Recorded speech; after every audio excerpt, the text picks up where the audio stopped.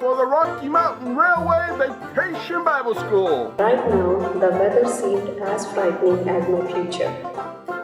Welcome to Imagination Station. I'm Ashley. And I'm Lay. And today we're going to help you learn more about Jesus' power giving us hope. My dad got it to hit the ceiling.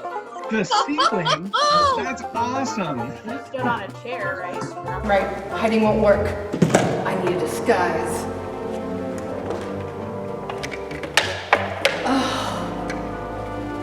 Does anybody remember what bold means? Like there's bold flavored Doritos, but I don't know if that's the kind of bold that we're talking about here. Wow, that's so cool. Oh no, I dropped one of my friends. What do I do? Gotta lift it up with God's hope. Oh, okay. There you go. There, I picked him back up. Hi. Hi, Dad.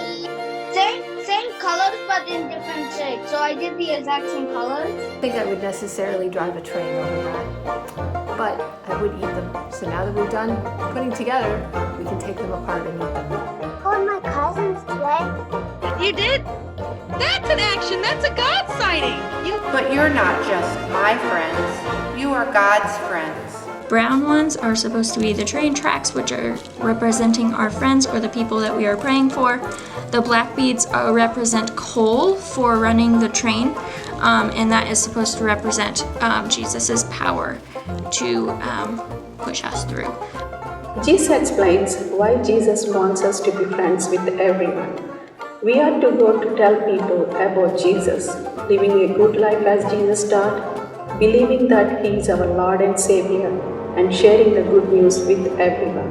A gondola train car full of veggies and dip. Hope you enjoy unloading it. Thank you for being here at VVBS. Hope you have a great rest of your week. I'm guilty as charged for the hug. Jesus' power helps us be good friends. That's Jesus.